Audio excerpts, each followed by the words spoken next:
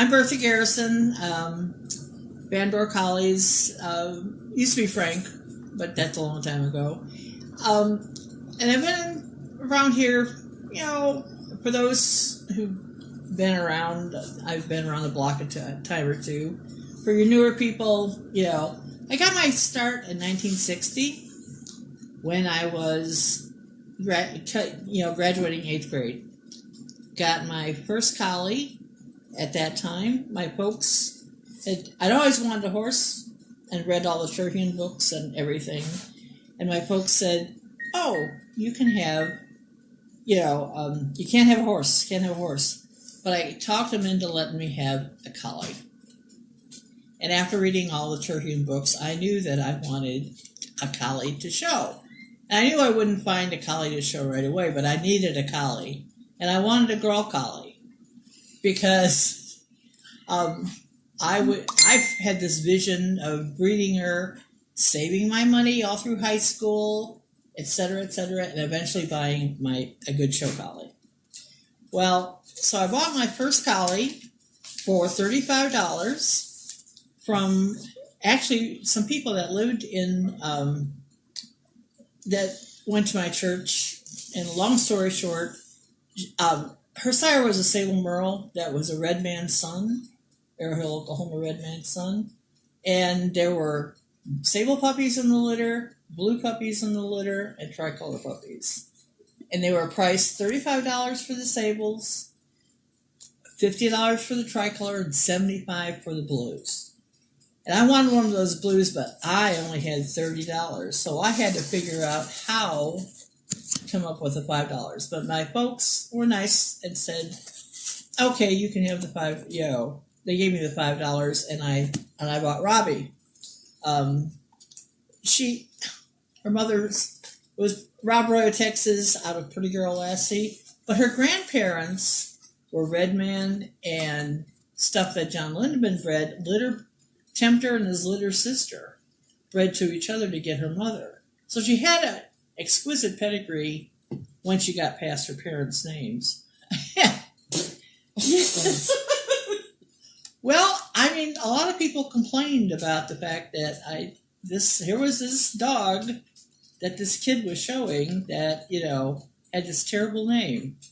I don't know. This is a picture of her when she's 4. I don't know if anybody can... Oh, that came in really good. See? Yeah. So that's when she was 4. But she was my learning dog. She ended up finishing, but she was my learning dog. It took forever to learn. It's not that people didn't want to teach me. They did, but there's only so much a 14-year-old or 15-year-old can absorb at one time. And I was on a very limited budget, very limited. My folks, would take me to the shows. So that, meant basically we went to some of the local shows. Or if they had a friend in a town that was a little further away, we would go visit that way. And a lot of times my folks would drop me off at the show. I'd get the dog out and I would get dropped off at the show, and then they would come back later and pick me up. Which nowadays, of course, is like totally forbidden. You don't see and it's sort of like some of the stuff that Tommy Cohen went through and John Buddy went through, where they had to go to they just mentally had to go to the dog shows, and they went and kind of like, were wandering around these places that nowadays people would say, like, "Where's your parent?" Well, but once I got to know some of the dog people, it was, and those days, everybody had station wagons. So even though the people, like, once in a while, Jabez, which they lived like 5 miles from me, one direction, and then the Lindemans lived 5 miles the other direction. I know everybody was okay with taking me to shows if they had room in their car.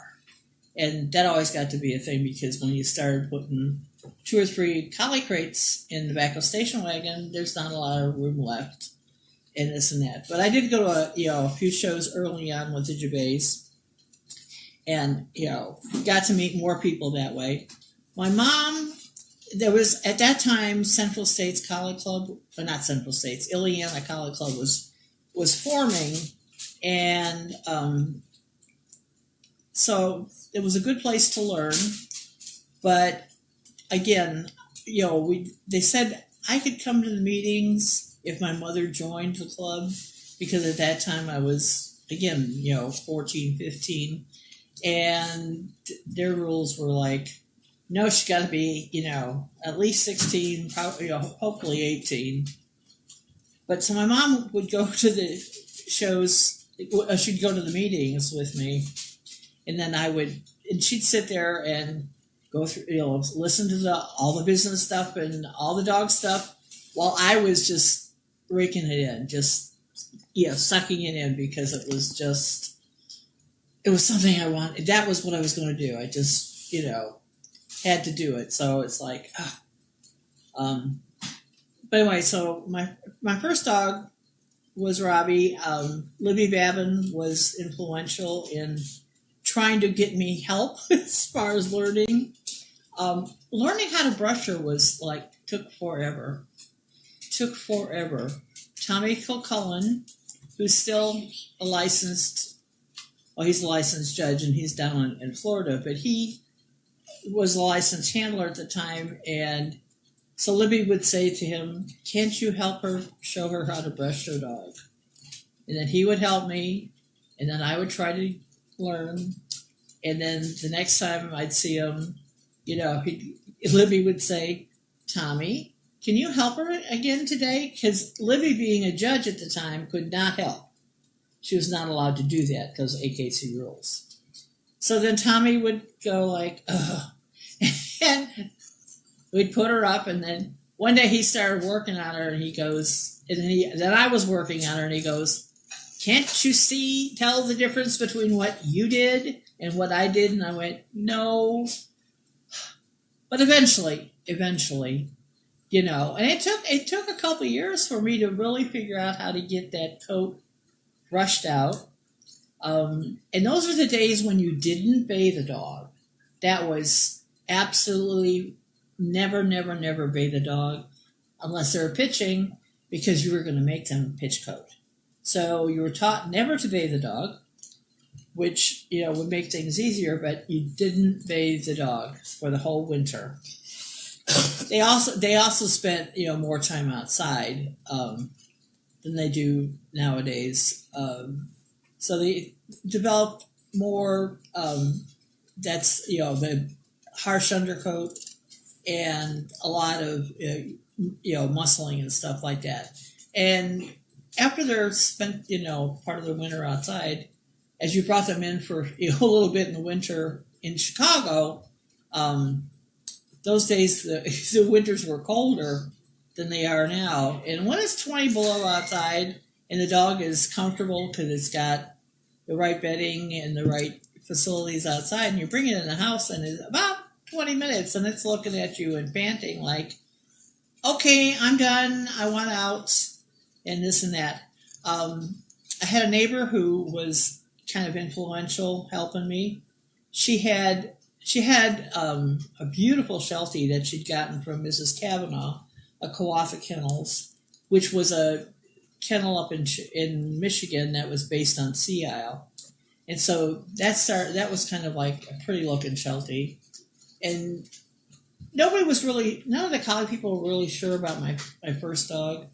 So they encouraged me to do obedience. And I did. She had her CD when she was 1 year and 1 day old, which wasn't bad for a kid whose parents were not animal orientated. I mean, they both grew up on farms, but they didn't, they didn't get excited about dog shows. I had, they were very nice and taking me to dog shows. They saw that I was really an interest.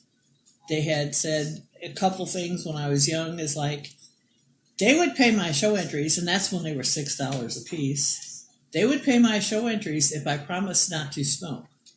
If I started smoking, then I had to pay my own entries. So to me, it made sense to not smoke so somebody could pay my dog show entries. So that's kind of how I started. And because my parents were deaf, which is just an aside, I think I learned a lot of body language so that when I worked with a dog, I didn't necessarily talk to it a lot, but I could, it looked at me and it understood what I wanted, and I understood what it was going to do. And Robbie showed really, really well. I, had junior showmanship back then was they would find a handler who had time, maybe before groups or during groups, that would go ahead and judge the junior showmanship classes. The junior showmanship, and it was one win, and you had to move up. If you won one novice, you moved up. And my first dog show, I didn't even understand what I was doing. I won the novice junior showmanship. So, and there was about 30 kids in there. So then, from then on up, I had a show an open, which and some of the best kids in the country were showing in those open classes, and it was not unusual to have 40, 50 kids in the class. But with my collie, we did some junior showmanship. Didn't do a lot of winning, but was always pretty competitive on that. So I think so. My folks took me to a lot of shows because Robbie showed really well, and I knew how to make her show. So she got noticed a lot. She had both her majors when she was in her second year. She won Central States for 5 points, and she won the International Dog Show for a 3-point major. So when she was 2 years old, she had both majors. Dan was trying to get her finished. It seemed like everybody was going like, oh, there's this kid, and we're not letting her, she's not going to win. And I don't know if that was true or not, but it took a long time to get her finished after we got both majors. I think at one time I figured out she had 14 reserves that would have finished her from, the point when she got 11 points. She had 11 points, and then she just needed 4. And she kept getting all these major reserves, and it was like, ah. But, we prevailed and finally got her done. The day she finished was under Dale McMacken down in Terre Haute, and that's a picture of her at 4 finishing. But, yes. And so she ended up in my foundation. I bred her to Bellbrook's Choice, and got the mother of Twilla's Twilight, Jill. Jill went best opposite at the CCV in 74 and 78. But she was a granddaughter of my very first collie. I got lucky when I was, my 4-H leader happened to move out east, and she used to say, oh, she said, you have to come out here. You have to come out on a break. She says, you have to see these dogs. And I went, well, I see the Wiley dogs all the time. She goes, you have to see these dogs. So my folks, decided they would take, a vacation out east. So they drove me out to, Trenton, New Jersey, and I went to see my 4-H leader. My folks spent the night or two. They went back home and left me there because I think then I got standby, that good old standby that Johnny and Judy Evans were talking about the other nights. Yeah, students flying standby. So Joyce sent me over to see those dogs, which were the Ginger dogs. And when I walked in that kennel, I just couldn't believe it. There was Breezy, and there was Patrick. and it was like, oh my God, I just, I fell in love, and I went, okay. I had seen some really nice dogs. I'd been to Bailey a lot, and they were actually similar. There's the parts of them that were similar. You know, there was a dog that the Gervais used to show, Bailey's Chieftain Image, that actually Joan Schur showed. That was Capelli. Before she was Capelli, she took him down south and he won, but he was in outline very much like Breeze Along. And then I don't know that Gervais had quite the dog that Bellbrook's Choice was, but I absolutely fell in love with Bellbrook's Choice and knew that was the dog I wanted to use. And then, it was like, oh. So I got to see them then, like the next year, because now I'm in college. The next year, my mother let me borrow her little Nash Rambler, and I went to the CCVA in Columbus, Ohio, and Robbie came in season, and we went off to, and George Horner was there. That's when the Midwest people really got to see Breeze Along, and lost their teeth over him, because it was between him and the Clown Prince of Floravale for Best Breed, and it was mesmerizing watching those two dogs.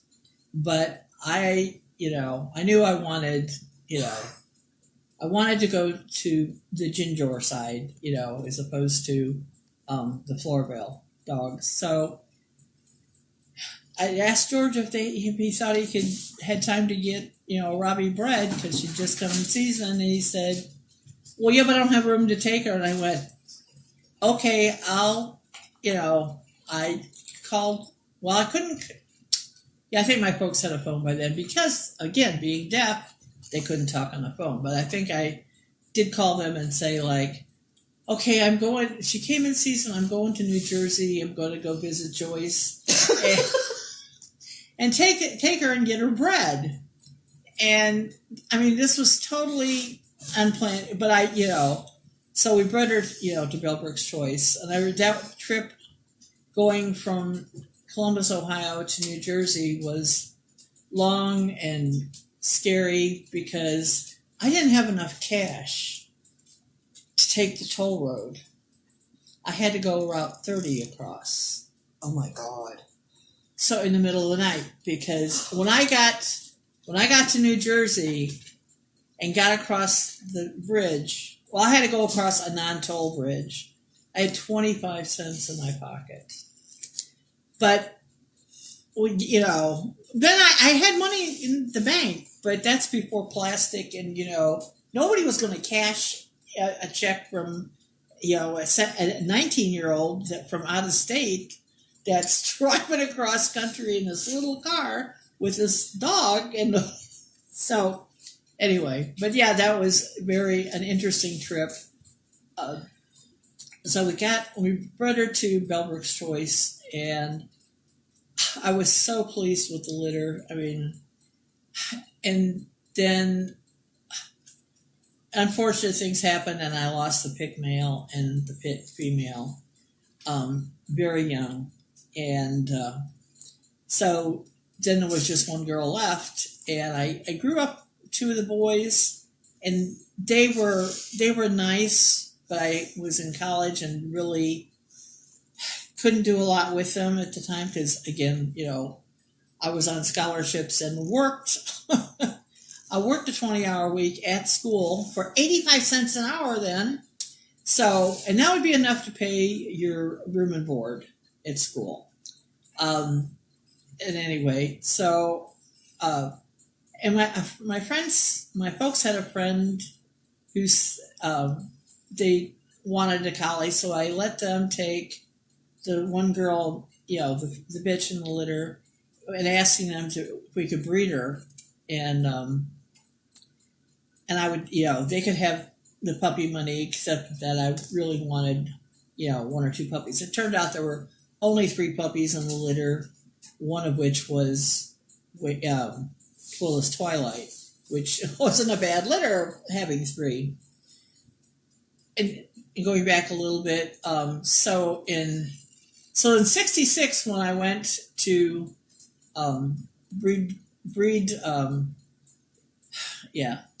Robbie, and I went back later on in the summer and went back to the ginger, to Georgian Gingers, because I decided, even though I was in college, I needed a Bellbrook's Choice daughter of my own as a brood bitch. So, I get out there and we're looking, and there was this. So Breeze, Evening Breeze, the litter Evening Breeze was in was on the ground, and they were like 5 weeks old, I think, when I was there, and I picked out Evening Breeze right away and tried to talk the horns out of there, and they said, no, they'd already promised the pick puppy. First option that this puppy would be was the Kellers. And I'm like, okay. And they were not by Bellbrook's Choice. They were by Breezy. And I really wanted a Bellbrook's Choice bitch, because that I figured could be my foundation. But I just needed a Bellbrook's Choice, daughter, so that I would have the one that my folks' friends had, and then I would have a second one, so I could, have some place to start. As it turned out, that little it was this little tri-bitch, and she had a white paw and whatever, and I'm going like, well, let me think about her. Can I look at her mother again? And now she's only 8 weeks old, but I have only a week there, and then I have to go back home. And Ginger Horn said to me, well, you don't have to take her. I went, well, no. So I ended up taking Petunia home, and that turned into Champion Ginger's Waiting Choice. You have a picture of her, right? Yes. Yes, I do. She somewhere in here. I just had a picture. Yeah, you just showed it to me. Yes. Yeah, she went reserve bitch at CC of A in '67 under Steve Field. This is a picture of her. Is it too close? That's good. Okay. Yes, and so I thought she was kind of cute. She was a repeat of something that the Horns had. We'd gone down to the Cincinnati show that January. My entries didn't make it, but we went anyway through one of the worst snowstorms ever hit Chicago. But I wanted to go to the Cincinnati show because everybody came to Cincinnati.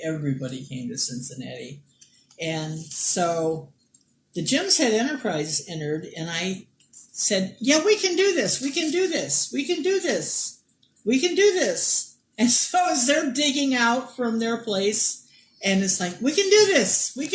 So they show, we finally get to connect around 4 o'clock in the afternoon and drive to Cincinnati. With snow really, really high, and I don't have an entry. I mean, it's like I just want to go see the dogs and see everybody. When I was at the show, I made some comment to George Horn. I says, you may not believe it. I said, but I think my little tri-bitch is as good as her older sister. And he's going, well, then you got one hell of a deal if that's what it is. And then 3 weeks later, when she won the sweepstakes of 60 plus at St. Louis, I get home Monday night and the phone's ringing, and it's like, hello, winner. So, Mrs. Sturm had given her the sweepstakes with Enterprise going second finalist. So then he believed that maybe she was okay. And those were the days when the shows were huge. She wasn't in the 9 to 12 class when she finished. She and Evening Breeze I used to keep statistics. They each went to 12 shows. There was 6 shows they each went together. They each won 3 of those those shows. But Waiting Choice finished in 12 shows with 3 majors, and including going reserve bitch at CCBA, 2 Barbara Schwartz's repartee, which wasn't bad. And no. yes. So that was my other foundation bitch, besides, Robbie being my first one. And I had bred when the first litter that Petunia had was a stud that the Horns picked, and that didn't quite turn out the way we all hoped, and that's how it goes. But the next time I bred her to Enterprise, and out of that on the first litter I got 3 champions, and then later on I did that repeating. So Waiting Choice gave me 4 champions sired by Enterprise, and then Twilla's Twilight was out of my first Bellbrick's Choice daughter, out of my very first collie, and I bred that Bellbrick's Choice daughter to Enterprise's full brother, and because I love Prize, but this particular bitch needed a little more muzzle than Petunia did. So I went ahead and bred her, finally talked Carol Chapman into letting me use the little, Prize's little brother, and because he had just a tiny bit more muzzle, and then got Jill out of that. Okay, so, and Jill did quite well. She finished at 13 months of age with 3 majors. You show pictures of Jill? Yeah. Oh, okay. I'm just keeping you on track. Yes, because I wander. I talk too much. No, you're fine. Oh, yes. Here's one of the pictures of Jill. Woohoo, sexy legs, Mom. Yes, when I had legs and they worked. And here's another picture of her at, that same weekend. That was Bucks and Trenton weekend, many moons ago.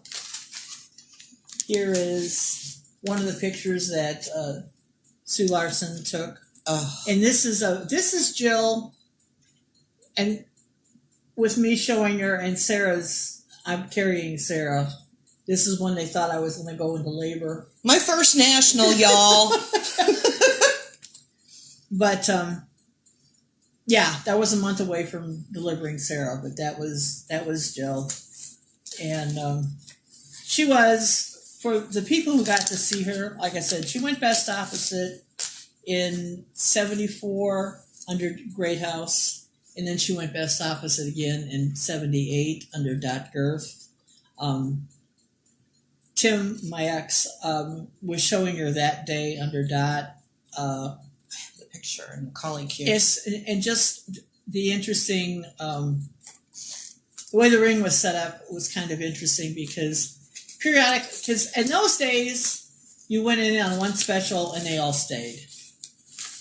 Even the bitches didn't get let out. You were all there. And so, and the ring was set up it was a long ring, but there was a side entrance. And every once in a while I'd look over when I was trying to see how Jill was doing for Tim, because she insisted that since she was in the ring, she should show. And Tim was trying to get her to lay down and relax because it was going to be a long day. It ended up being, she was in the ring 4.5 hours. Wow. From start to, by the time they got done with her. And she was a veteran at the time, but she was not entered in the veterans class because we decided that it wasn't fair to other veterans because she didn't look anywhere near 8. She looked more like 5.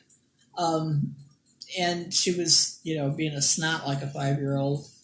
But yes, so she would not stop showing. And, Tim was trying to sit down and she was not happy about that. But periodically I'd look over to see what, if Dot was looking at her, and I wouldn't see Dot. And I'm going like, where did Dot go? And then, Tim later said, well, when Dot came up to go, to touch her and to go over her, he said she cried, and she had to leave the ring because she was crying. And so that was Why was she crying? because she was so beautiful.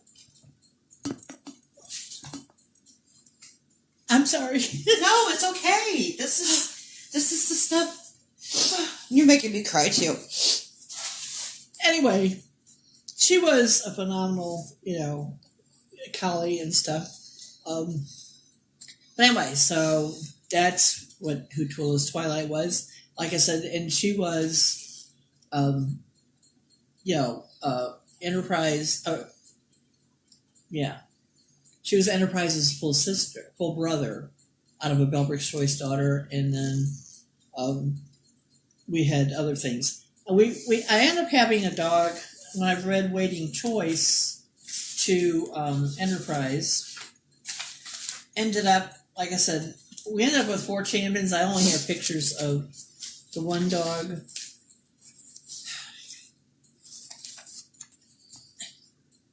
This is a Time to Harvest. Champion Bandor is a Time to Harvest. He did a lot of sweeps winning, and then when he turned 2, then he started doing more winning. He finally finished. There was a better picture of him. Yeah, well, you can. You want me to dig? Yes. You Okay. Did.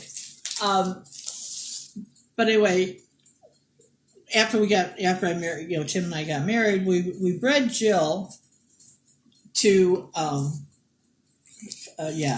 to Time to Harvest, and they were kind of like 3/4 brother sister because their mothers were half sisters, their sires were full brothers. We were at the Cleveland show one year. Yeah, that's him, but it's not a body shop. And Trudy Mangles was there, and she saw we had 3 or 4 of the puppies, and she made some comment. She goes, "These are the littermates." I said, "Yeah." And she goes, "And tell me about them." And I went, and I said, "What you're looking for is not in the pedigree." She goes, "Oh, it has to be." And I went, "It's not there."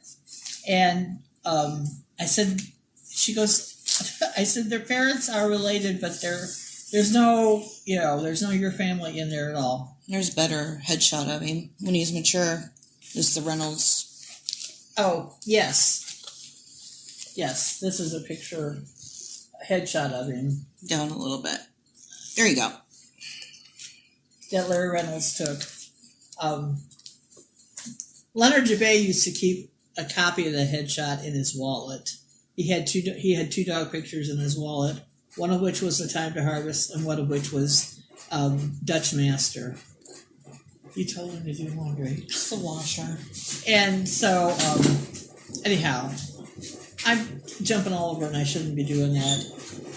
But anyway, so Jill bred to Danny. Even Trudy Mangles thought that they looked Brandwood. Because I said, "No, they're not. They're Bellbrook's Choice, double up on Bellbrook's Choice and Squire." And she went, "Oh, no, that can't be right." But anyway, so breeding wise, we did things that I came up with were a lot different than some of the dogs in the Midwest. Just optically, because when I first started looking for a dog, I wrote to everybody, and then Trudy and Jim at that time had this nice pamphlet, and the picture of the dog that really hit me between the eyes was a picture of Brandon with a teacup tempest. Oh, which I just thought, I loved her little headpiece, and my first collie bitch reminded me so much of the picture in my eyes. Most of the other people in the Midwest didn't necessarily like her. And that's kind of, how things go. So, again, I'm going to go back a little bit. So there was a. So I finished my first dog in '64. CCFA had the Junior Collie Club. I got to meet Johnny Buddy through that, and I met Ann Boley and stuff like that. And when I went to go visit my 4-H leader, she was not that far from. Well, she lived in Trenton area, which was when you don't have a car, it's far from New York City. But we would also hit some of the shows while we were out there, and I got to meet Johnny, in '65 out in, Pennsylvania. Uh-oh, she's dating y'all. We happened to go to the Harrisburg show. I gotten to see Pat Starkweather once or twice with Joyce, and then I got to see Full Dress take that first major under Sally out in Harrisburg, and and Johnny was there, and we used to we couldn't talk on the phone too much because the phone bills would run us like crazy. And I was, in college. Johnny was getting ready to go. So there wasn't a lot of extra cash. So we used to write letters, back and forth and back and forth and back and forth. I regretfully didn't keep those. I wish I had. Well, and then because we would talk dogs and like, oh, what did you see? What did you see? And now that when I saw the interview with Johnny and Judy, it was like, oh, that's how come he knew all that stuff, because Judy was, was on the switchboard and she could find out all this, nifty information. So that was in '65. And so I would bounce back and forth to the East Coast. On any given time, I would just jump in a car and go someplace.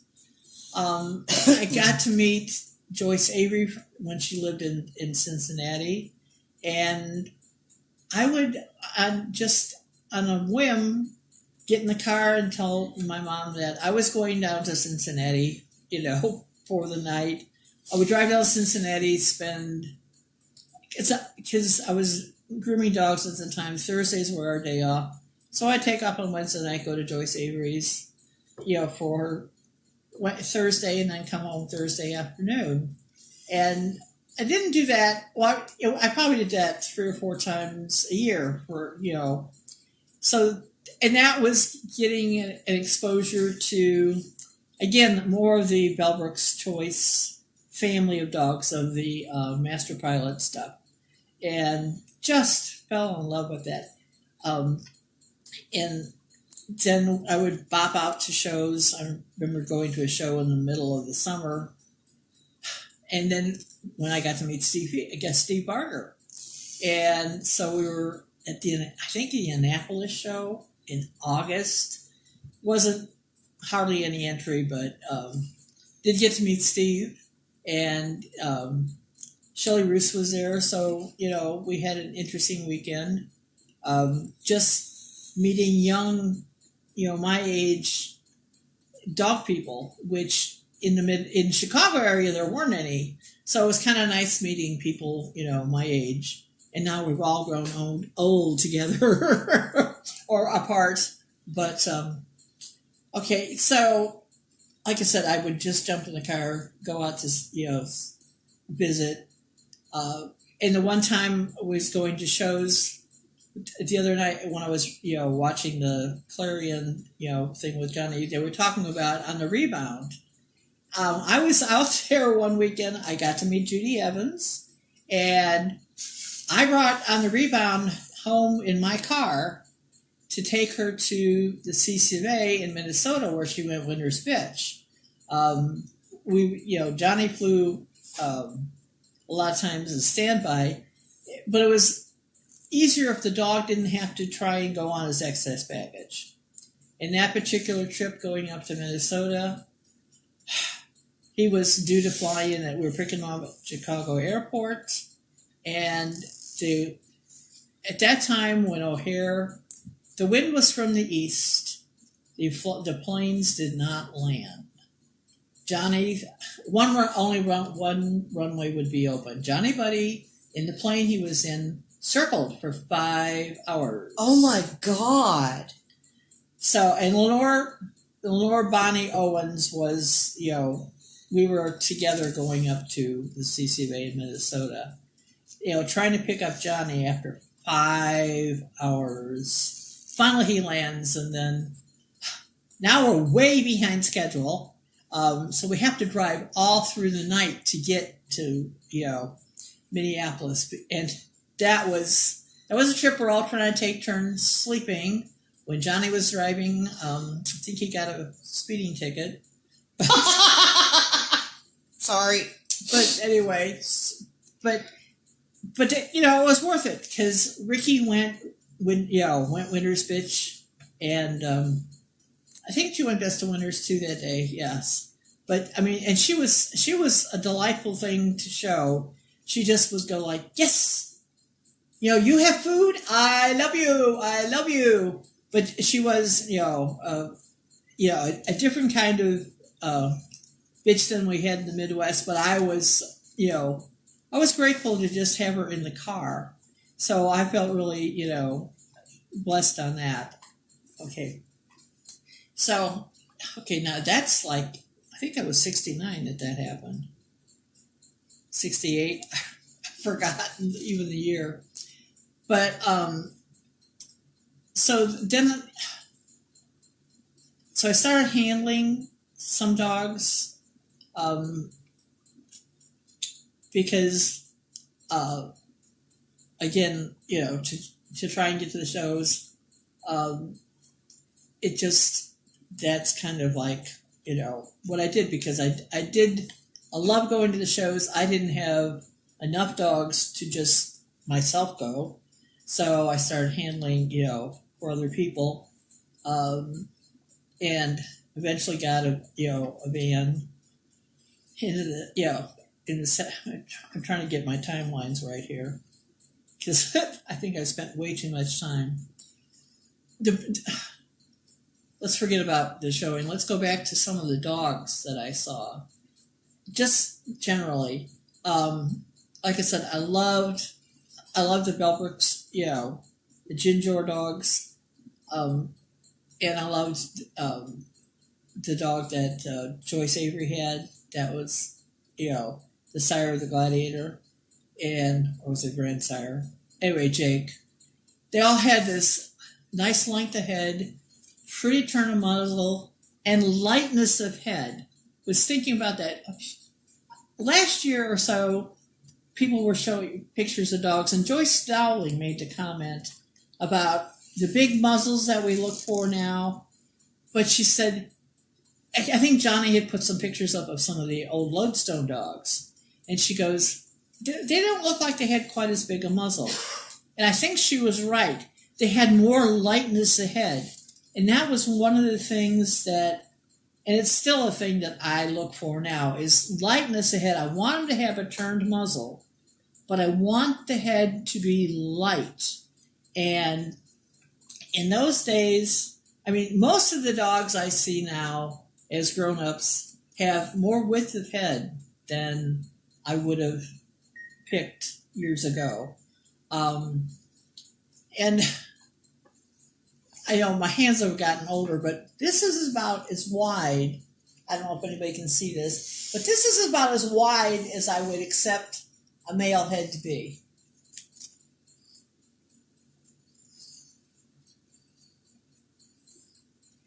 Well, they had a little wider than that. There we go.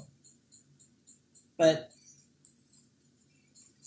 so at one time when the Rid Sticks were in favor, it was, and that was an interesting way to measure dogs and But I have to have lightness ahead. I want to have I want to have a really pretty face. They have to have a turned muzzle and smooth. I understand that the stops will not necessarily be perfect because I like to look in my dog's face first. It's great that they should have pretty profiles. And I don't want them to be, real deep and real lippy and all that kind of stuff. But if I look at them at the, head on, and their eyesight isn't good, and their heads are too wide, it's like, and it doesn't take a lot for a head to be, too wide, in my estimation. But you can breed, if you have a stud dog that's got a light head with a nice turned muzzle, for me, a stop, when people talk about dogs that have stops, I think a dog has a hesitation. I mean, they talk about slight but perceptible. I think it's a hesitation. I don't think it's a stop. I just want it to be, a hesitation. So that's, but when I was really actively showing it, I just, that was what I would look for, is a lightness ahead with the turn of muzzle. One of my favorite dogs having that was Coming Attraction. He couldn't be any less, and he wouldn't have been quite enough. But he was excellent in lightness ahead and turn of muzzle and beautiful expression. And he had that nice mahogany coat that you could brush up with, put water in it and it would come up. You didn't have to put a lot of junk in it. It came up with water. You had to keep them damp, but the water would make them come up. And since I didn't have anything to do with breeding him, but I loved him from puppyhood on. I saw him as a young dog, a very young dog, and encouraged Marty Runge, he was to pick a puppy out of that litter, and I encouraged Marty to pick the mahogany dog, and turned into Coming Attraction. So much of the Viley dogs, Champion Viley Red Robin and Champion Viley Royal Rocket, which were also litter mates, and they were very similar. Those two dogs were similar to each other. Rocket was very similar to Windjam, to Warhawk, and Red Robin was similar to Warhawk, and Red Robin was very similar to Windjammer. And I always thought it was interesting because they all went back to the old parader, and different people breeding, and their eyes kind of, I guess it's kind of like saying the really good dogs look alike. And so the Solners had dogs that looked like some of the Jabay dogs. And I thought that was, really kind of, interesting, because when I'll sit back and go like, yep, those two sets of little brothers, they grew up in different places and at different times. Were they related? They weren't really related, except that they went back to, Parader. I mean, the old Master Pilot was old Parader. Right. I don't remember how far back he's off of Silver Hope. But the Viley dogs went, back, because one of her first dogs was from Steve Field, and Steve Field was a big mentor for Jabays. And when we talk about mentors, I know Danny talked about the fact that everybody, the collie world, was kind of his mentor. And I think that's kind of what happened with me. I had people showing me stuff and trying to teach me and, showing me things that they liked and things they didn't like. And everybody was very open to doing that. But sometimes you have to come back and look at yourself. Like I said, the people from Ileana were most gracious. I mean, I would go to, puppy matches and, go to the kennels. I mean, went to John Lindemann several times and to, Viley lots of times and this and that. But you just have to sometimes sit there and go like, okay, now let me think about it. you said this and you said that, and I have to put it together. And of course, then there was brushing was the key. There was not really much scissoring done on heads and stuff like that. So, as far as learning that stuff, it just wasn't done that much. And also, I think the dog's coats grew different. They didn't have as hairy a head. I think about Twilla's Twilight, about Jill, and in her lifetime, and she was shown over like 3 or 4 seasons, not counting the year she finished, and she probably got a total in her whole lifetime got a pile of hair that you probably wouldn't fit in one hand, because the hair on her head just grew so nicely.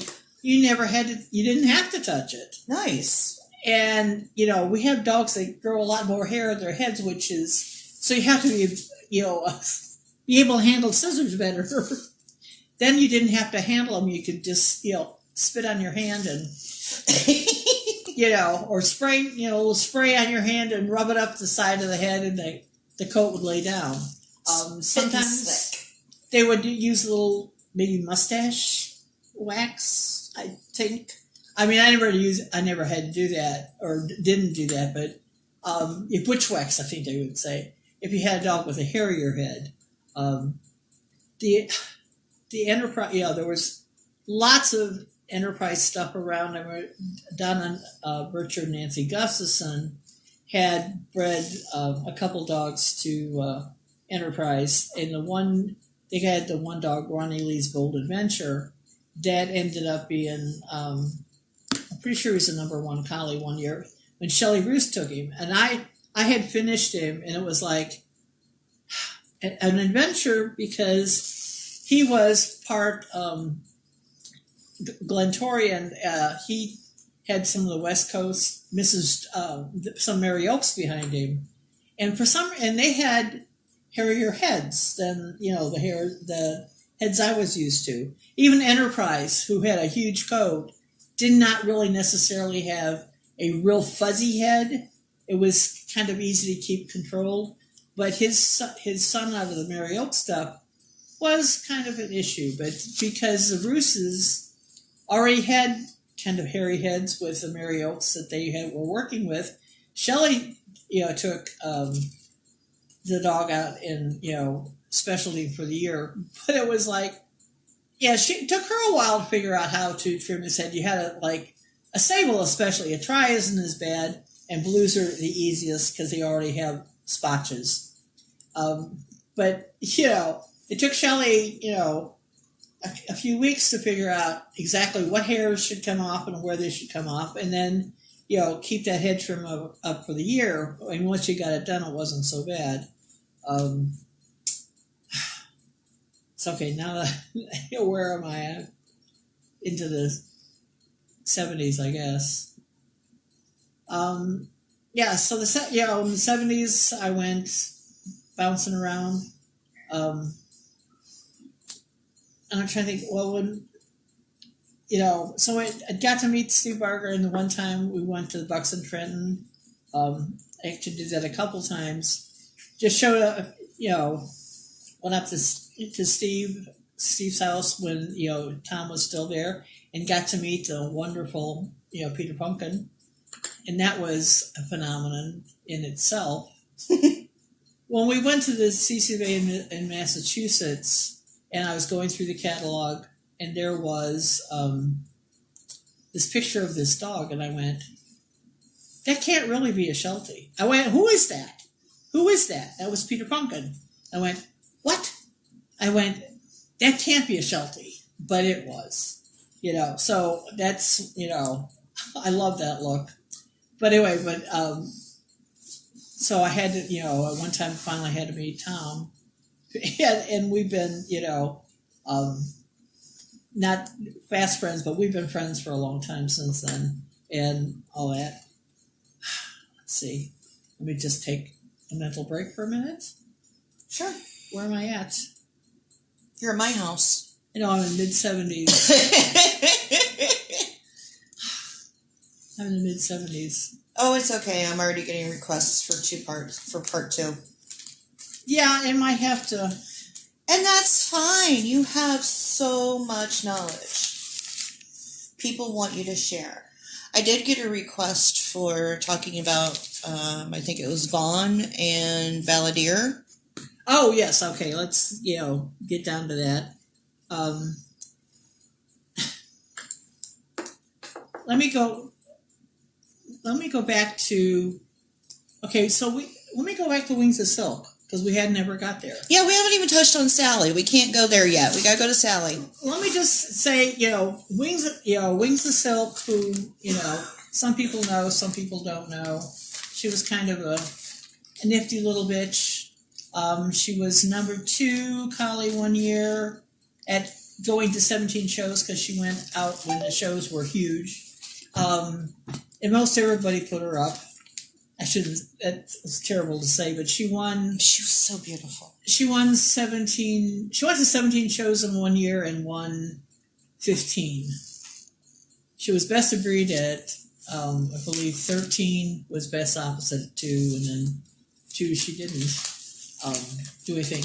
But she had, back when Trudy was talking about it can't be, you have this Enterprise Delbrix-Droid's cross, and you did this. Waiting, yeah. There's she's got the ghoulie pictures.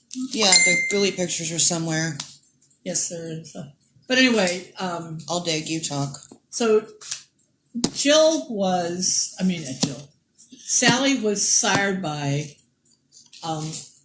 a dog that we co-owned with Sandy Wren, who was Bandor's high finance, and he was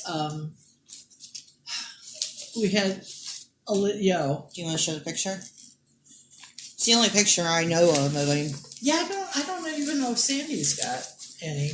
It's taped to the thing. Okay.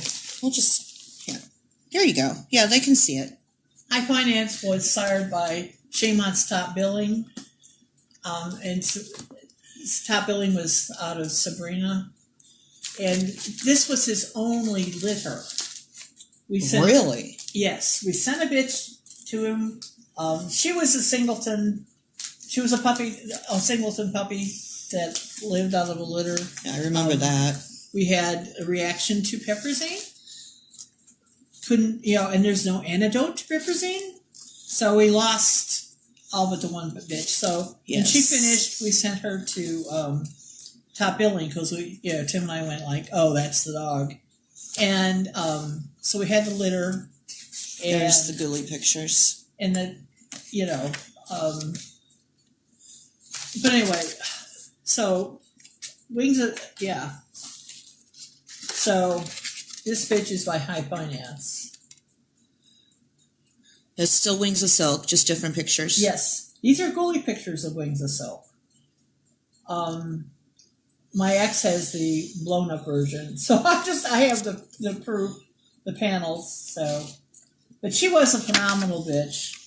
Anybody who saw her, they still talk about her. Somebody was talking about her, today to see, they would look to see if she was entered at the CC base. And that's a picture of her, yeah. Here, this was the one in 90 under Bobby. Yes. There she was. And she went to CC Bay, a few times. I can't tell you. She was my first junior showmanship dog, y'all. But that's before Award of Merits were, anything. So we'd be up there towards the very end. She never went best opposite. But that's how it goes. And she was just short of a great bitch, because her grandmother had uterine inertia, so did Wings of Silk. So the first litter, when we bred her to Along Came Jones, only 2 puppies survived because we had to do a C-section.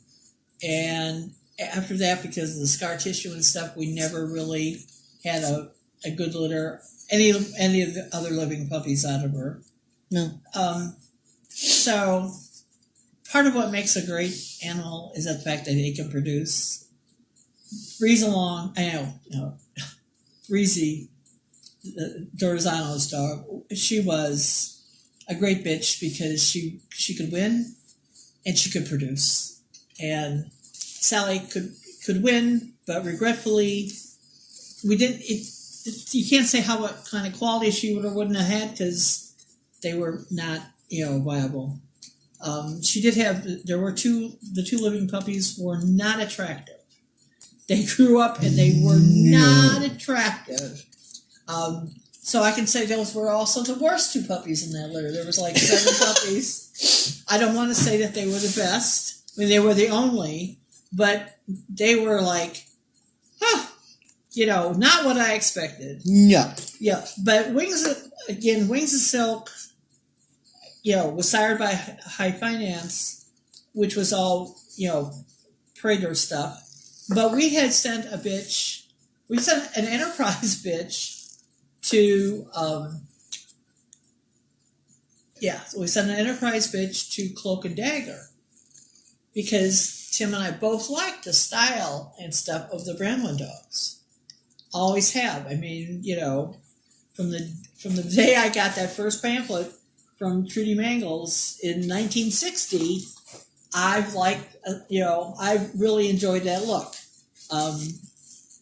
And so it wasn't a look that was prevalent in the Chicago area or even in the Midwest. The only there was a couple dogs up in Detroit area that Ricky Sheets handled, and then Walter Enquist from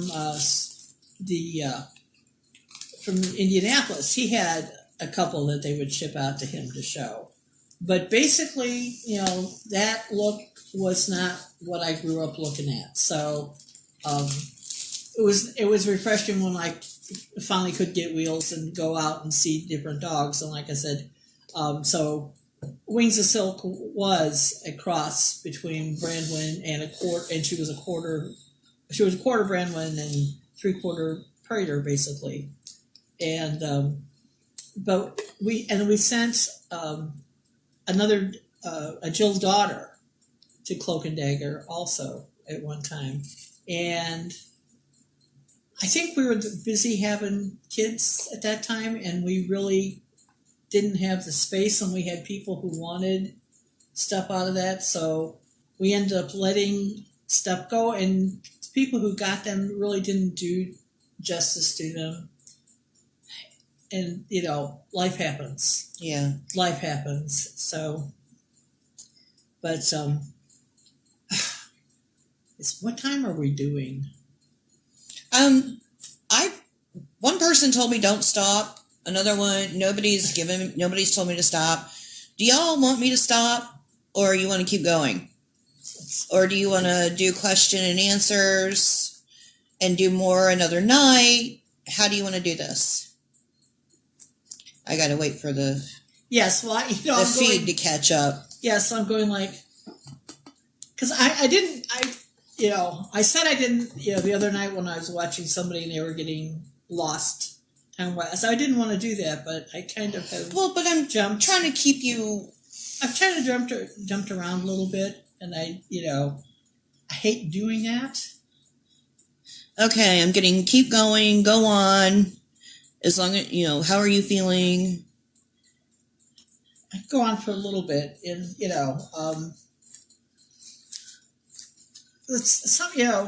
I'm just trying to think, how to bring some of the other things. I know other people have talked about, influences and stuff like that. Just like you and I are talking. Yes, besides the... well, aside from the things that, we discuss. Right. Okay, so we're talking about... Okay. Jeffy just said the boss says keep going. Yeah, well, speaking of Jeffy... Oh, you opened a can of worms there, Jeffy. No, because no, because remember because we had a bitch that we had tried to finish her dog, Stormy, Mm-hmm. and then there was he tried to bloat, and so he was okay. It was only bloat. It wasn't torsion. Oh, thank God. And all this kind of stuff. Though I understand in retrospect that a lot of the Arrow Hill dogs did torsion. That people want to blame, nowadays people go like, well, this dog, grit or da da da da da da da. But it's not a new phenomenon in collies. I've had people say like, well, the Arrow Hill dogs did it. Oh. And at one time we had, the standard poodles used to do it a lot, the Wycliffe dogs. Hmm. And I know people told Jeffy and they told us, like, you're showing standard poodles and collies? Are you guys crazy? You're going to have torsion all over the place. Because, you kind of had it. They would be surprises. But,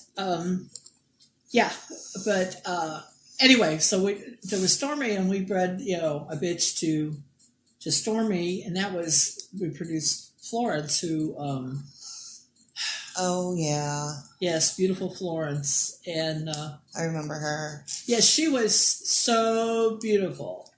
She had this coat, these body lines, the curvy body lines, this beautiful face. And interestingly enough, I mean, we ended up losing her to torsion. I remember that.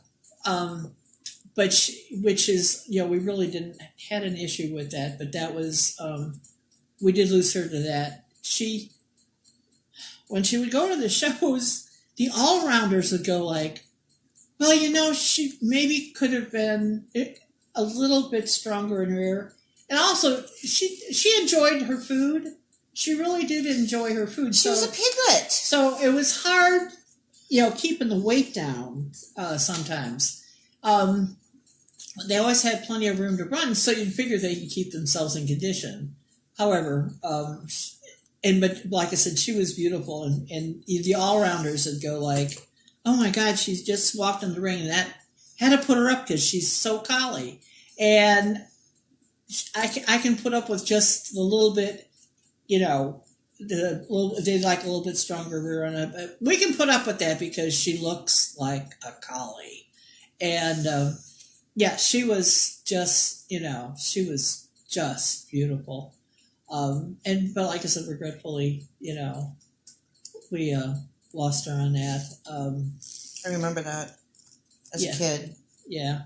But, but anyway, we had tried to incorporate the Arrow Hill because my first dog started out, she was quarter Arrow Hill.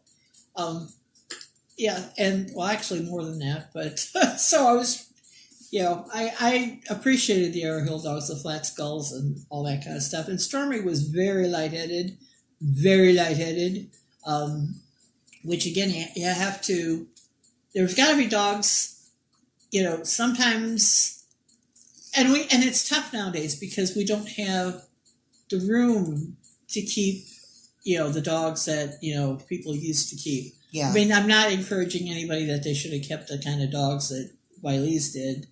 Wiley had probably a dozen males and, in different pens. Sarah's looking at me strange. But then they had the bitch barn. And I know for people who got to go to the, out to see the bitch barn, there was probably 20 bitches running in that.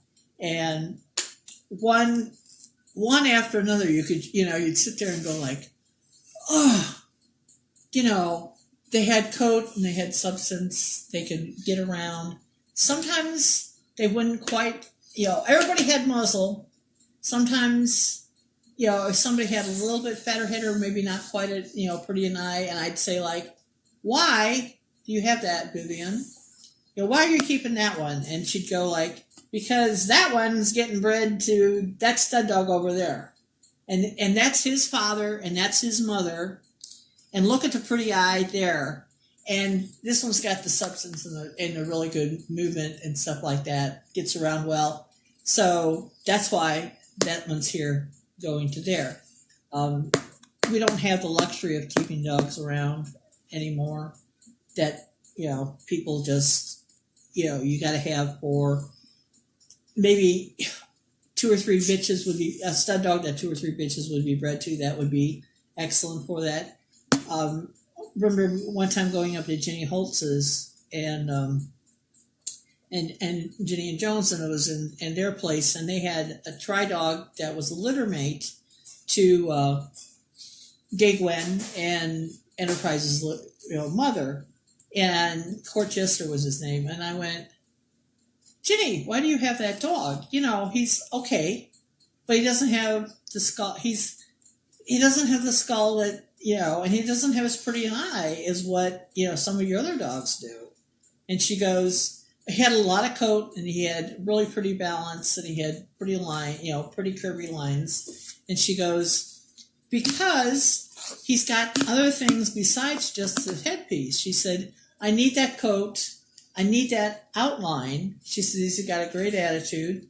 And he had, his coat grew from right behind his head. I mean, he had what he had went into his collar. Conspirator had what I would call a skull cap. Conspirator had this beautiful headpiece. His hair grew nicely, and it grew short. And then it started up into his neck. So there was like he had a cap on. And when you go to fluff it, it wouldn't fluff. You didn't get this optical illusion of a big archy neck. I mean, not that he had a nice neck. But because he had the way his hair grew on his head, it made him look, like he had a shorter neck. And he did not. It's just the way the hair grew. And so Court Jester, which was his son, had hair that grew better. So it's like she wasn't going to use him on every dog, but there were a couple that she needed to, breed in, bring in there and to have the coat. And like I said, in those days, you could go ahead and, place dogs or, and I know some people say like, oh, you never sold a dog without a, neuter. And that's not true. Not in the Chicago area anyway. A lot of times, a lot of the dogs say that Gervais bred, and a lot of people bred, they didn't really breed them. They sold the puppy, a girl puppy to people, and they'd say like, if you ever, and it was a nicely bred animal, but they couldn't keep everything. Right. So when you walked in Gervais and there were 60 dogs, you begin to wonder about everything. But no, they placed some, and they'd say like, but if you ever decide you want puppies, and in those days having puppies was not the deal that it is now. Lots of people had puppies. And sometimes you would, you wouldn't have the litter. You'd have somebody you sold the puppies to, and you could refer, But anyway, so a lot of times they'd say like, yeah, if you decide to, you're going to have puppies, come back to us, and we'll try and help you with the stud breed. We'll maybe take, work out something where we'll take we'll give you a stud breed and we'll take a puppy back, which always makes people happy because they didn't have to shell out, Oh, yeah. Even though that stud fees then were like $50. But so a lot of the dogs, when you go back and look at the breeders, even though it's a Bailey dog or whatever, it's like, oh, look at that. It's, Gervais didn't breed it, or John Lindemann didn't breed it, it was like, but they had sold the dog with, not even with puppies back, but with the saying, like, if you decide to breed it. And then they would go, and that's kind of cool, because then you have a litter race with a bunch of little kids, and they've got great temperaments, and you can go in there and you spend some time watching, and it's, it's all your pedigree, and you just go up and say, that's the puppy I want. And Gervais, for sure did that a lot. The Hertzfield dogs, Tom Halpin and Chris Castleman did that a lot. They say that in the Chicago area there are hundreds. Oh wow! Of dogs from the Hertzfeld line in people's homes, and sometimes that worked out, and sometimes it didn't because not everybody had a fence, and even if they did have a fence, sometimes the fences didn't keep them in. So several times they would be going like, "Well, let's go look at this dog and see how he's doing." And find out the dog had gotten hit and killed her. And then in those days, when the Castleman and Halpin were around, that's even before things like the distemper vaccine was really perfected. So you would even have dogs that would, get distemper and things like that, because that's things that...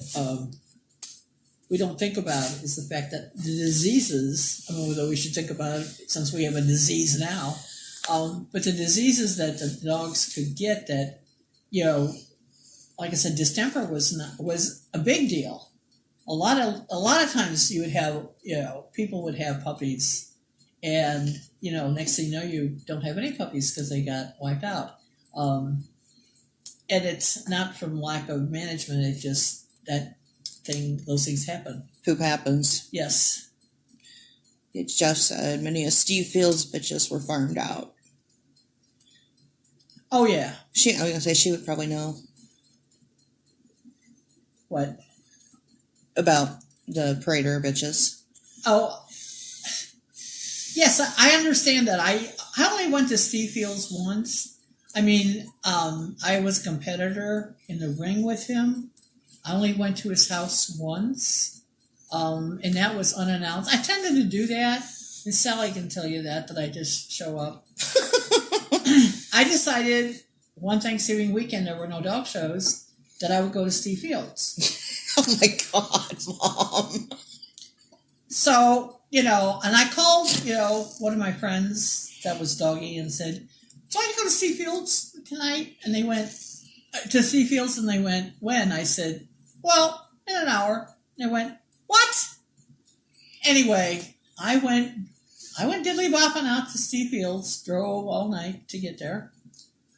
And this is before GPS, but I had his address. So, when you have these big square road, country roads, you can figure out. So I pulled into the driveway, and as a young 20-year-old, I didn't think about that. If somebody did that to me now, I'd probably have a heart attack. But so they're like, and I'm going, "Hello, this is what guy you can see the dogs." So I knew it was the right place. And he's in there going like, "Okay." And I said, "Well, I came out to see the Tempo." I said, "I'm a bitch. I think I'd like to breed a Tempo, but I want to see him." And he's like, "Okay." And he goes, and he knew who I was, but it's like, when I had Robbie with, because I was thinking about breeding her out there, and he said, "But your tri-bitch." He says, "I don't know about, this bitch." He said, "But your tri-bitch, you bring your tri-bitch out to me," which was waiting choice. And I already knew who I was going to breed her to, but, he was like, okay.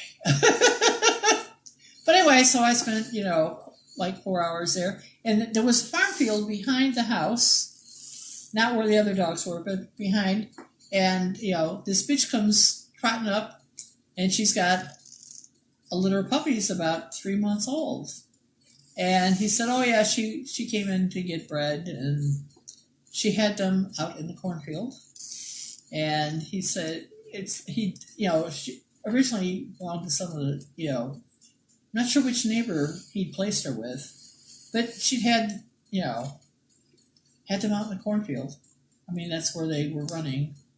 And it's like, okay, so, which kind of, Steve was not necessarily known for having, leash trained dogs in the ring, which is when I saw Sweet Betty,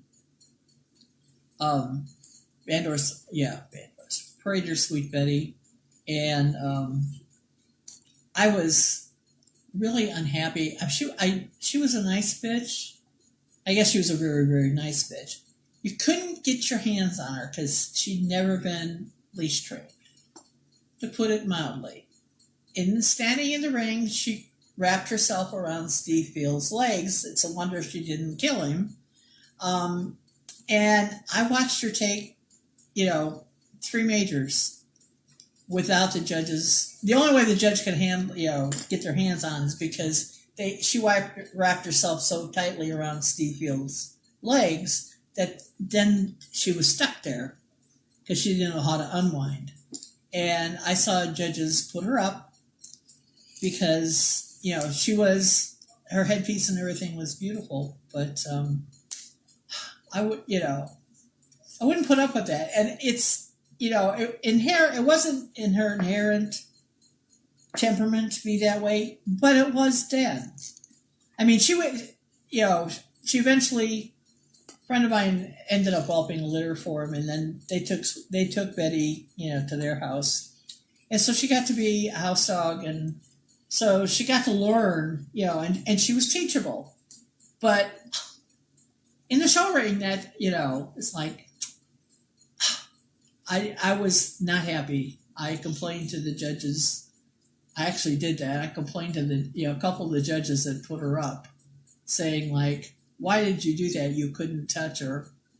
And have them, say to me, yes, but she was so great headpiece-wise. And then, like a week later, because it was in the middle of a bunch of specialty shows, a week later having those judges come up to me and go like,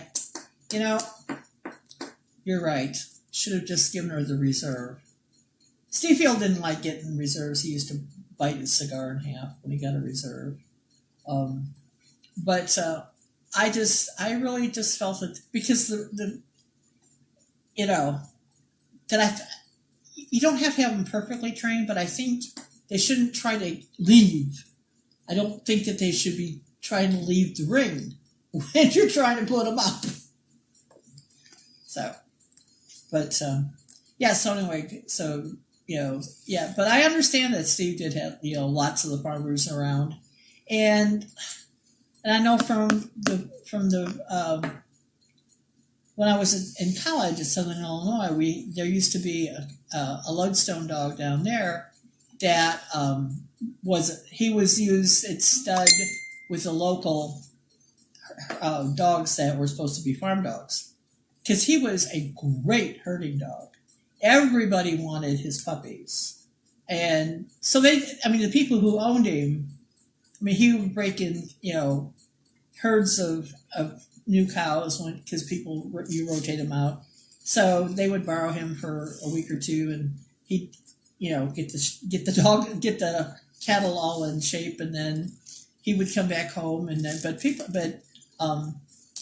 I don't know that I never saw the dog, but I just heard about him, that he was a great herding dog, and that's what people wanted. And so and because the old Prater dogs were real close to the Lodestone dogs, which were basically farm dogs. They were used as farm dogs a lot.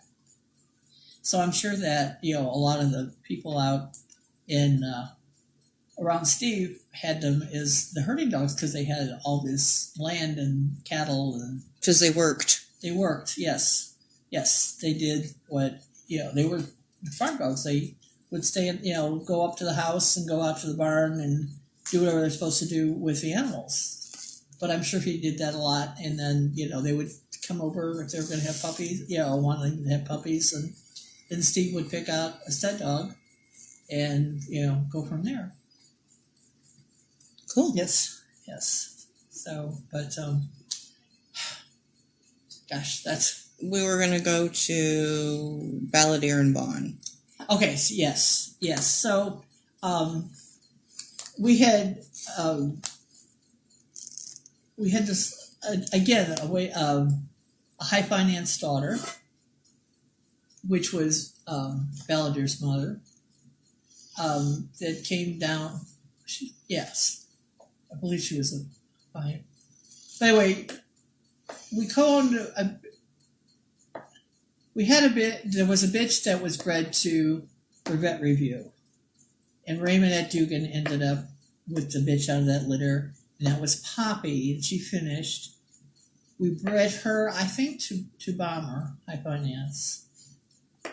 And then we took a puppy out of that, which was Heidi, and bred her to Vaughn. And we hadn't seen Vaughn. Tim went up by Leak and called and said what we wanted to, we needed to breed up the Wiley dog. And he went up there and he's looking, and your dad picked out Vaughn. And, and Leonard agreed that was, he said that's the perfect kind of bitch for that dog. Vaughn was a sizey dog. He wasn't an avid showman. He didn't really care. It was sort of like, really, I have to be here. All right. He covered so much ground when he moved. He had these huge strides. We showed him a couple times, and he, like I said, he wasn't afraid. He just kind of like was bored by the whole thing. Food was like, okay. Why am I doing this when I could breed bitches? Well, I don't even know if he saw it, but it was like, really? I could be just, snoozing in my run at home. Why? I'm not sure why I'm here, but you want me to go with you, I will go with you and stuff like that. But I had a couple of handlers, all-breed handlers that were friends who saw the dog at some of the all-breed shows because we were like in Southern Illinois, and they went, oh my God. They're going, I haven't seen a dog move like that in like forever. Probably never saw a collie move like that. I hadn't seen a dog covered ground like that. And they said, and they were like really a lot more upset that he didn't win than we were. He said, because a dog who's got that kind of quality and that kind of body outline, even though he's not really using himself, he's not really, he's not being afraid or anything. He's just kind of like obviously bored by the whole thing. They said, a dog like that should be rewarded because you just don't find that kind of movement. But anyway, so that's, how we picked, Junior, you're not going to help. So that, so your dad picked Vaughn, your dad and Leonard picked Vaughn. And then when the litter came, when Heidi's litter came, it was very interesting because we were supposed to get, we had sold her with puppies back. The gentleman who bought her actually wasn't going to be able to keep her, so we ended up with the puppies all back. Vivian saw the litter when they were young, and of course we saw them because we ended up taking the litter when they were little. But he was a very interesting dog. He was not my pick puppy. I wasn't sure that I liked him when he was little. He had a very strange color on his face. The shade of sable that he was. I had trouble looking at it. And but Vivian, was like, she loved that dog, and your dad, Tim loved that dog, and I'm going like, I don't know. And as it turned out, Vivian ended up, taking him, and this and that, which was okay, because we thought, we were going to, show him and stuff like that, which we did. Raymond Dugan ended up finishing him because we showed him. He was in the puppy class, and we were showing him to Dot Girth. He didn't feel good that day, and I just knew that Dot would love him. But when he went in the ring, I think he had tonsillitis or something. But he wasn't. He would shown really well before, but that day he was not happy about it, and I made him show. And after that, he was like, really? I don't think so. I don't know that I like this. And he became a reluctant shower after that. I mean, Doc gave him a 5-point reserve, and this and that. And I, to this day, I go like, if I hadn't have made him, if I just left him in the crate and not made him go in the ring, maybe he would have appreciated dog shows more. But he loved Raymondette. He loved Raymondette. She cooked special for him. She, because we had multiple dogs. She only had 4 or 5 dogs. And so he stayed up in the house and she cooked kidneys for him. And every day he got his special meal all done. And he just loved her. He just loved her to death. Aww. Yes. And he had this beautiful headpiece. Indicative of a lot of the dogs that were at Wiley that they had produced. And we had produced some really nice headpieces also. Heidi was a real snot. I had to laugh because she decided she didn't need to walk straight on a leash. She could sidewind, and I had to have a discussion with her with a heavy chain on her collar as her show collar, and because she had a huge coat and this and that, and one good snap with that collar, and she was like, "Oh, you want me to walk straight?" And she did, but she had to have that collar on. If she had a thin show collar on, she wouldn't. That sounds familiar. She would sidewind, and but she won. Janet Lake gave her 2 majors. We won a major under her in St. Louis on Friday night, and drove to Pittsburgh and went winner's bitch with her on Sunday. Yeah, we normally wouldn't do that, but it was that's insane. Yeah. Yeah, because the specialty in St. Louis was on Friday.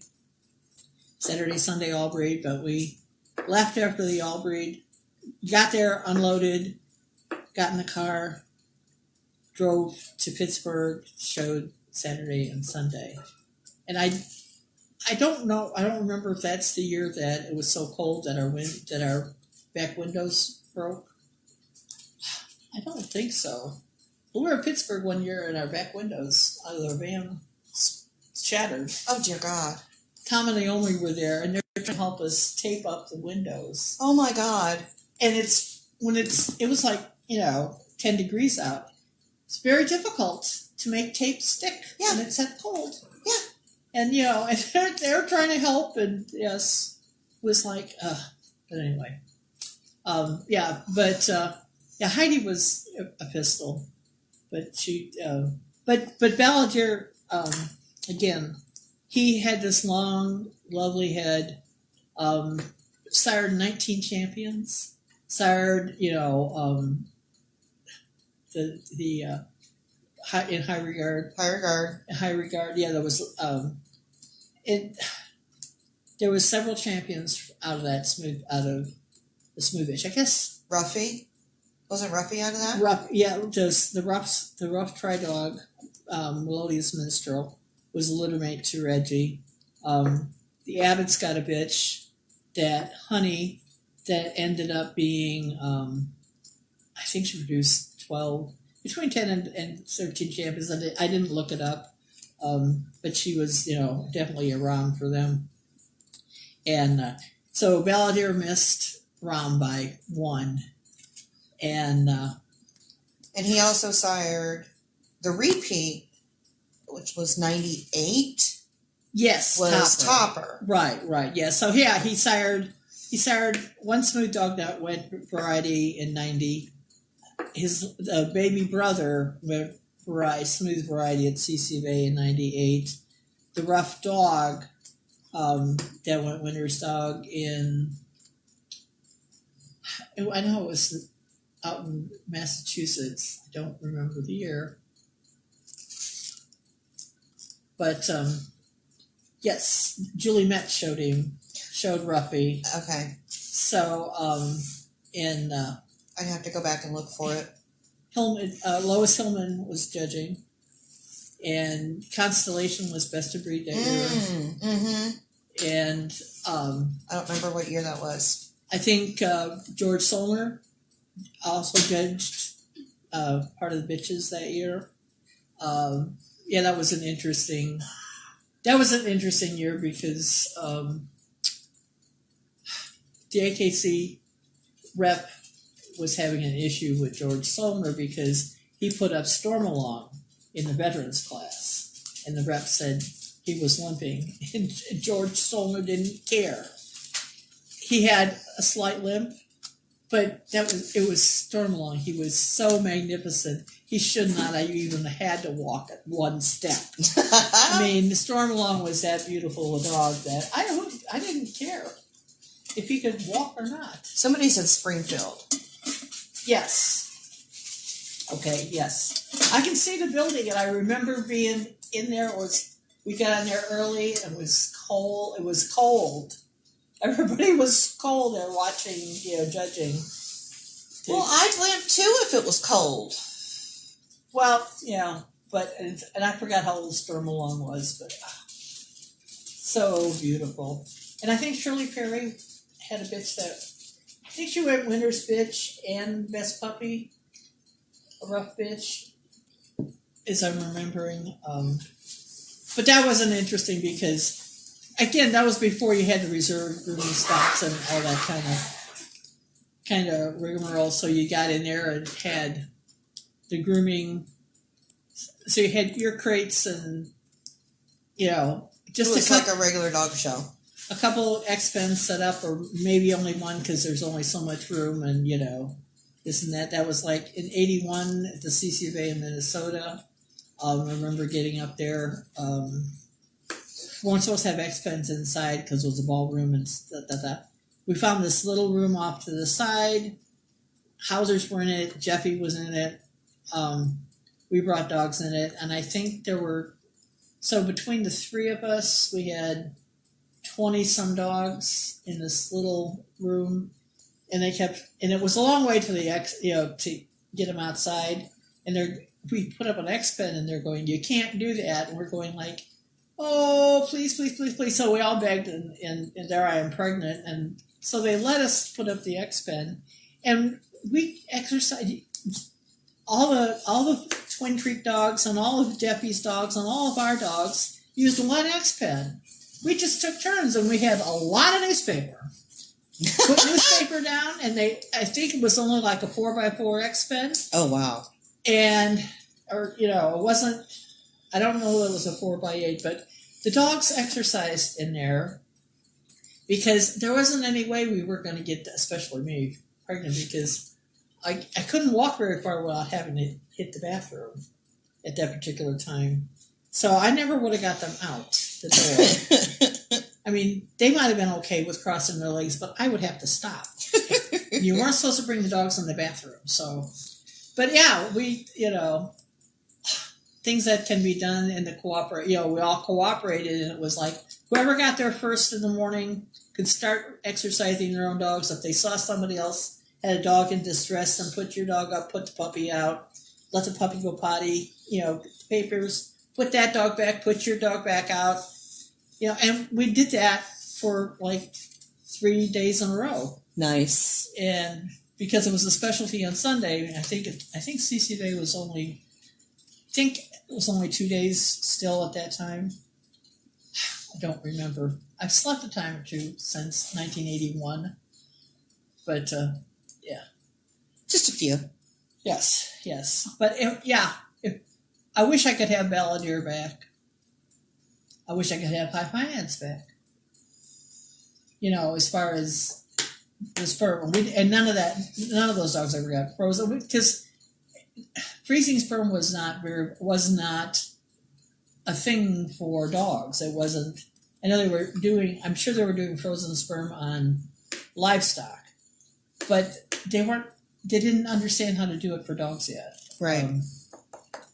They worked harder on it when they were having to do that colony of dogs that was at the IU University, were the premature aging dogs. I forgot. They were setters. They were Llewellyn setters of some kind, and most of the dogs were in Europe, some were here, but they would be too old to have puppies by the time they were 2. Wow. So they were working real hard on trying to figure out how to get sperm, shipped back and forth because they had the dogs in different parts of the world. Right. But they needed, if they could get the sperm so that they could figure out, the genetics of this. Right. And all of it. But they didn't, so it didn't have time. I'm just looking at because Rocky, he looks a lot like Balladeer stuff. Yes. Here, show. You're at a better angle. I mean, he's not by Balladeer, but that's what. No, but he's inbred or line bred. Yeah, he's line bred on. And I had a look that I picked for, and that kind of was it. High Regard, regretfully, he was, a wonderful dog. Just loved Reggie to death. And he, regretfully, had a blockage. So he had sperm in his testicles, but it couldn't get out. And at that time, the surgeries weren't available for dogs to correct that. They just didn't have good enough surgeons because the top surgeon at the head of the small animal clinic at Illinois was trying to find somebody they could do that. I mean, because Bob and Lynn, Myers were willing to take him anywhere in the country to get it. Well, yeah. And could not find. The closest they came was possibly a human surgeon, but the dog would have to be lined up and kind of signed over to the vet clinic at that university. And then the human surgeon could come in and fix him. And then they would right. But they couldn't get, the timing just couldn't get the school to be open when the human surgeon could do it, and so it never happened. So Reggie regretfully never produced anything because he was sterile. Topper, on the other hand, did produce, a fair amount of stuff. And Kathy Kiefer could, tell you what, more coming down from there. I just, I only showed him the one I showed him the one time. It's the only time I showed him, when he went best opposite, or when he went variety in '98. Because I had never worked on the dog. I never shown him before that. I mean, I'd seen him, and we traveled. Kathy traveled with him. Right, and he'd been around. Yes, and he was well trained and stuff like that. And he had an abscess tooth on the way to the show, and Jeff Hansen got that fixed. Yeah, that was a cute trick. Thank you, Jeff. Yes, you're awesome. But so that was So it was kind of interesting with him winning because I had never showed him, and I remember the other day when Laura LaBounty was talking about having a dog, and the wrong dog was being groomed because it was and this and that, and I thought when we were showing Topper, Shelley was the ring steward, or I don't know that Shelley was really the ring steward, but she was instrumental in telling people what was going on, and she said, that the veteran class winner was going to come in with Winner's Dog and Winner's Bitch. And then Bill decided that they would come in the next group. Oh, no. So he wasn't clean. I mean, he was clean, but he wasn't, we hadn't finished cleaning his ears out. And so we hadn't washed his ears off because, at his age. Old dog ears. Yeah, because he won from the veteran class. So all the stuff that needed to be done to him hadn't been done to him. And Kathy was also in the ring. So we had to rush out. Somebody had to bring the dog up. Oh, no. And then, so he had minutes of grooming, like 2 minutes of grooming, and then had to go in and stayed until he came out with that best variety ribbon. But that was like, okay. So I knew exactly what, Royal Bounty was going through. I thought, well, we did a little tougher than that. Been there, done that myself, yeah. Had this old dog who would have liked to have, been waking up a little bit, instead of like put a lead on and run him up to, to ringside and go like, hi, and have what? Like, hello. Okay, so, yeah. Do you want to do some question and answer maybe, and then we can do a part 2 another night? Yes, if anybody's interested in another night, yeah. Oh, I've already had requests. So, yeah. We gotta let the feed catch up a second. Okay. Because there's usually a drag.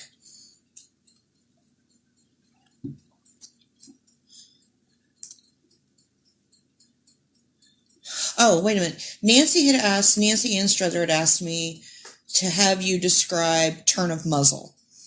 Oh. Okay. Do you want me to get one of the statues I have? The muzzle has to... It's got to turn. I turn. Well, yeah, we know what you're talking about. I know what you're talking about.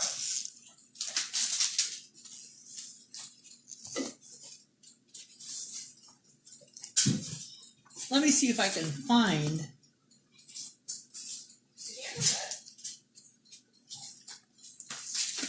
See, I needed to bring... Will this do? Junior, you cannot help. Or do you want something different? I needed to bring the Carol Phelps statue. I don't have one. I know, but the bronze, the Yeah. dot. I'm trying to think how to describe it without having an animal to show you, because the muzzle has to. Well, I have an animal, but they're wild. Right. They're in bed for the night. You don't want flatness anywhere. The muzzle has to curve around. I know I can see it. I'm trying to figure out how to say it without putting my hands on. One of my big problems, is like when I'm talking about some stuff, a lot of times I have to have my hands to show it. And I don't have Well, I can star that for another night. How's that? Because I would actually bring the doctor thing over, because Carol Phelps. That is so pretty. Carol Phelps did such a phenomenal job on when she does her head studies, when she does any of her sculptures. She does phenomenal, because the way she has the muzzle turned and the way she's got to stop just gently going into the back skull and the eyes. And her eyes are not set forward. There's some people who are doing it where they've got the eye a little more set forward. Hers are obliquely set in there. And I know people don't have, the luxury of having some of her sculptures to look at. And the bigger the sculpture, the easier it is to say, yes, this and that. For Indiana, one time I did give a talk on heads and stuff like that, and trying to explain the turn going into the flat frontal bone and the skull. And I actually did just take the bitch that I wanted to show it on, that was so beautiful, was also one of the PRA blind bitches that was down in the area, and I didn't think it was fair to her, and she was really old. So I took Carol Phelps, statue in there, and had everybody go over it and feel it. And it was not quite the same as going over a dog, because the sculptures don't breathe, but it gives you an idea. Okay. Mary Lee's got a good idea. Start part 2 with the discussion of the head on the sculpture. So we can definitely do that. Okay. I think that's an excellent idea. Yes, thank you, Mary Lee. Yes. Amanda Sullivan wanted to know advice for new breeders starting out. Okay, I would tell you the same thing now that everybody's been saying throughout the thing is you need to decide number one if you want collies. You need to decide what kind of dog you like to look at, and so you need to go to shows. You need to go to people's houses. That's a little more difficult nowadays because people are very leery. So I would tell you that you would probably go to shows and try and see dogs that you think you like. Nowadays, a lot of times you think you like a dog because it's hairy and puppy and stuff like that. But that's and that's okay to think.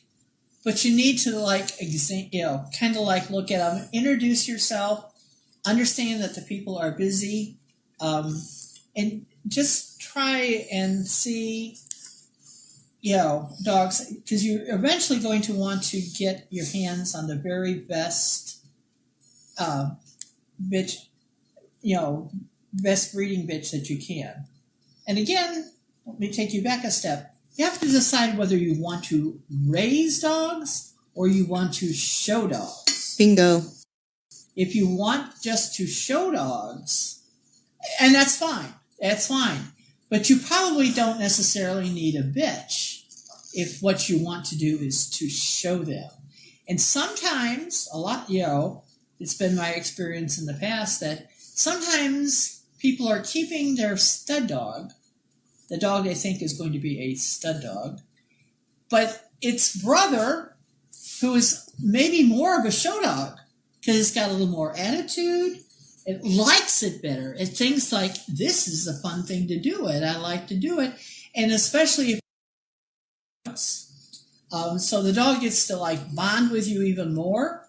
So a lot of times I would tell people to go ahead and look for the best animal that you can get your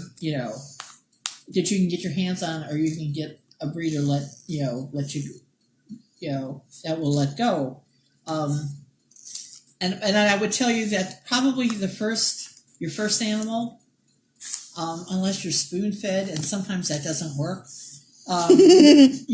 Your first animal, you're probably going to ruin, not necessarily ruin, but you're not going to do well with. The fact that I finished my first collie is to me, I look back and go, it's a miracle. It's a miracle my folks put up with dragging me everywhere. Because for 2 years, I wasn't old enough to drive, so I couldn't go anywhere unless I had my folks take me someplace or take me to somebody's house.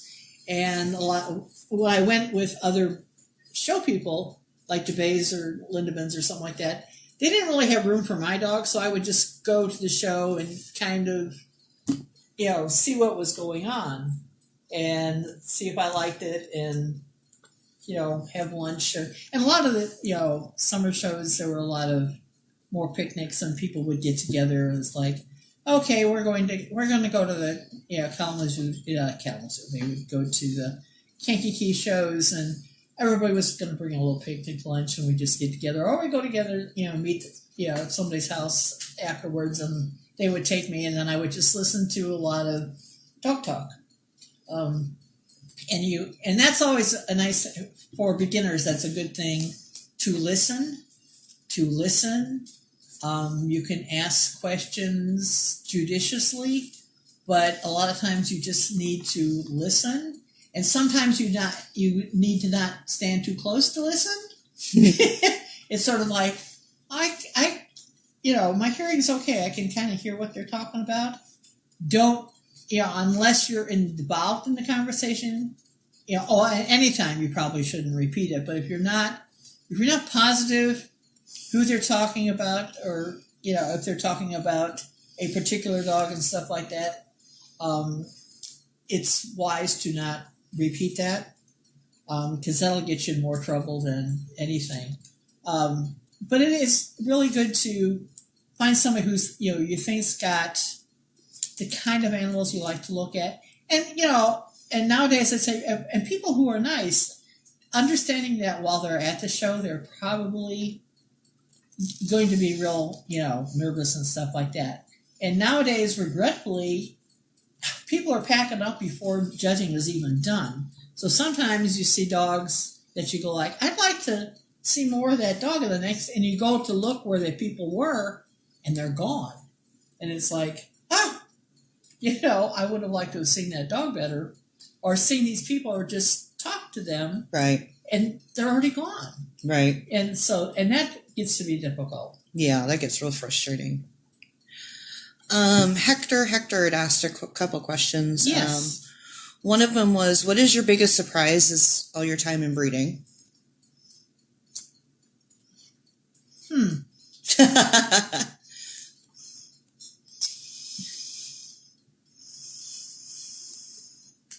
That's interesting. My biggest surprise as far as breeding. Wow.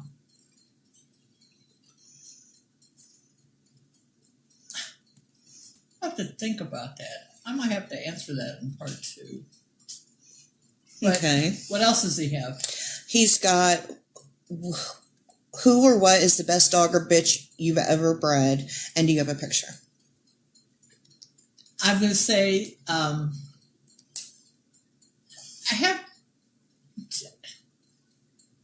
going to say there's 2 dogs that were the best.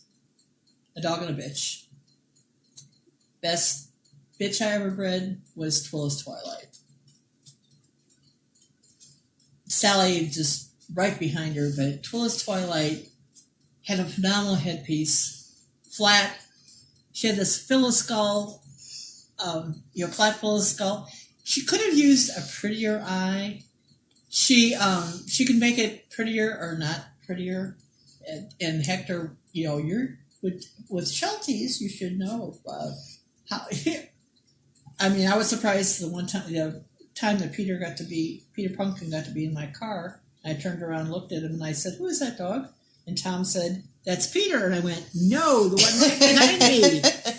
And he said, "That's Peter." I said, "What happened to his face?" Because he was pissed. And so when he was pissed, he'd make himself ugly. And Jill could make herself prettier. She didn't make herself ugly, but she could make herself prettier. She would just, because her eye could have been just a little tiny bit, smaller. She was a pure for sable, so she had a little bit of an eye rim.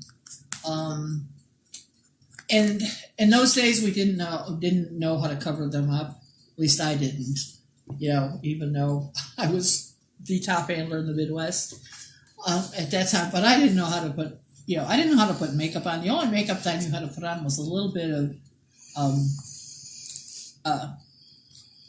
Clairol, just, on the sides, just a tiny bit.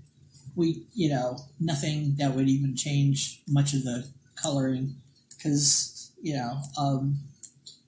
was slipped up with the thinning shears, which there wasn't that much doing then, but yes, but as far as coloring muzzles and stuff like that in, surprise, surprise. So who was the dog? You said a dog and a bitch. Oh, Balladeer. Balladeer was, Raymondette's got some good pictures of him. Yeah. I don't think we have any. I know I don't have any. I have some pictures of Riley. I was surprised even the one day going through what I thought were pictures of Balladeer and finding out it was his son. The length of head, the skull, the pretty turn of muzzle, and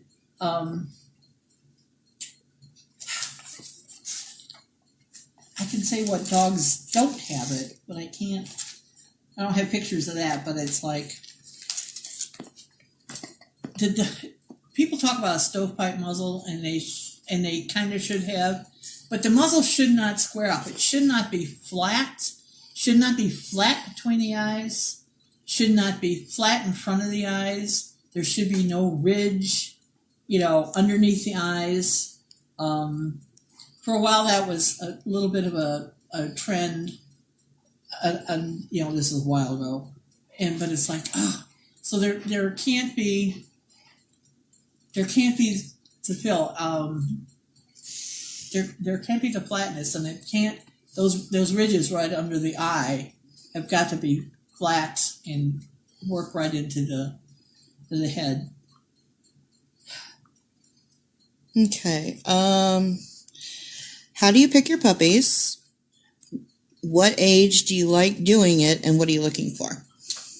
Oh, okay. I pick my puppies. My first time I pick them is at 3 weeks. The day they're 3 weeks old. I know it sounds stupid, but that's, I don't pick them at birth. I pick them at 3 weeks. And I have a way I pick them up and hold them so that I've got their muzzle cradled in one hand, and that shows me when I cradle come from underneath their muzzles and just hold them lightly, and then keep them from wiggling in the back. I can see how the muzzle is going to blend into the skull. Because sometimes, you catch them the wrong time of day or whatever, and they look a little veiny or this or that. Not necessarily veiny, but not as filled in. But usually, if I hold them a certain way, I put my hands like this, but underneath their chin. Mm-hmm. And like here, if I had them. And so that gives me the muzzle, how the muzzle's going to fill in and turn. I look at the stops and try to